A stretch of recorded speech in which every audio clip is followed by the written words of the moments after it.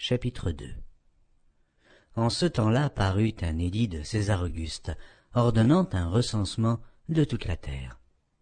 Ce premier recensement eut lieu pendant que Quirinius était gouverneur de Syrie. Tous allaient se faire inscrire chacun dans sa ville. Joseph aussi monta de la Galilée, de la ville de Nazareth, pour se rendre en Judée, dans la ville de David, appelée Bethléem, parce qu'il était de la maison et de la famille de David, afin de se faire inscrire avec Marie, sa fiancée qui était enceinte. Pendant qu'il était là, le temps où Marie devait accoucher arriva, et elle enfanta son fils, premier-né. Elle l'emmaillota et le coucha dans une crèche parce qu'il n'y avait pas de place pour eux dans l'hôtellerie. Il y avait dans cette même contrée des bergers qui passaient dans les champs les veilles de la nuit pour garder leurs troupeaux. Et voici, un ange du Seigneur leur apparut, et la gloire du Seigneur resplendit autour d'eux. Ils furent saisis d'une grande frayeur. Mais l'ange leur dit, « Ne craignez point, car je vous annonce une bonne nouvelle, qui sera pour tout le peuple le sujet d'une grande joie. C'est aujourd'hui, dans la ville de David, il vous est né un sauveur, qui est le Christ, le Seigneur. Et voici à quel signe vous le reconnaîtrez. Vous trouverez un enfant emmailloté et couché dans une crèche. » Et soudain, il se joignit à l'ange une multitude de l'armée céleste, louant Dieu et disant « Gloire à Dieu dans les lieux très hauts, et paix sur la terre parmi les hommes qui l'agréent. » Lorsque les anges les eurent quittés pour retourner au ciel, les bergers se dirent les uns aux autres « Allons jusqu'à Bethléem, et voyons ce qui est arrivé, ce que le Seigneur nous a fait connaître. » Ils y allèrent en hâte, et ils trouvèrent Marie et Joseph et le petit enfant couchés dans la crèche. Après l'avoir vu, ils racontèrent ce qui leur avait été dit au sujet de ce petit enfant. Tous ceux qui les entendirent furent dans l'étonnement de ce que leur disaient les bergers. Marie gardait toutes ces choses et les repassait dans son cœur. Et les bergers s'en retournèrent glorifiant et louant Dieu pour tout ce qu'ils avaient entendu et vu, et qui était conforme à ce qui leur avait été annoncé.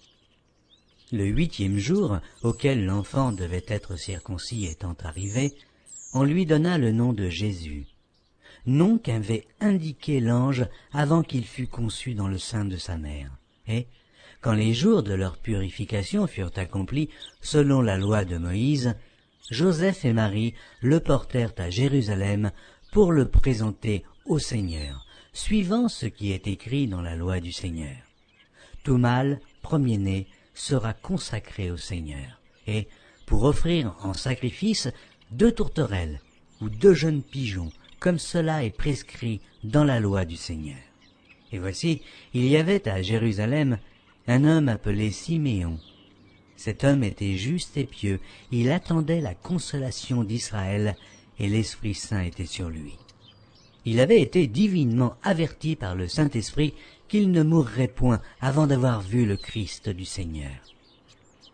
Il vint au temple, poussé par l'Esprit, et, comme les parents apportaient le petit enfant Jésus pour accomplir à son égard ce qu'ordonnait la loi, il le reçut dans ses bras, bénit Dieu et dit « Maintenant, Seigneur, tu laisses ton serviteur s'en aller en paix, selon ta parole.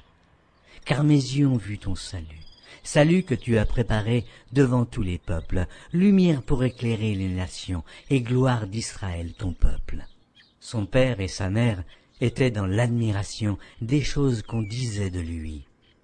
Siméon les bénit et dit à Marie sa mère, « Voici, cet enfant est destiné à amener la chute et le relèvement de plusieurs en Israël, et à devenir un signe qui provoquera la contradiction. Et à toi-même, une épée te transpercera l'âme, afin que les pensées de beaucoup de cœurs soient dévoilées. » Il y avait aussi une prophétesse, Anne, fille de Phanuel, de la tribu d'Azer. Elle était fort avancée en âge, et elle avait vécu 7 ans avec son mari depuis sa virginité. Restée veuve et âgée de 84 ans, elle ne quittait pas le temple, et elle servait Dieu nuit et jour dans le jeûne et la prière. Étant survenue, elle aussi à cette même heure, elle louait Dieu, et elle parlait de Jésus à tous ceux qui attendaient la délivrance de Jérusalem. Lorsqu'ils eurent accompli tout ce qu'ordonnait la loi du Seigneur, Joseph et Marie retournèrent en Galilée, à Nazareth, leur ville. Or l'enfant croissait et se fortifiait, il était rempli de sagesse, et la grâce de Dieu était sur lui. Les parents de Jésus allaient chaque année à Jérusalem, à la fête de Pâques. Lorsqu'il fut âgé de 12 ans, ils y montèrent selon la coutume de la fête. Puis, quand les jours furent écoulés et qu'ils s'en retournèrent, l'enfant Jésus resta à Jérusalem.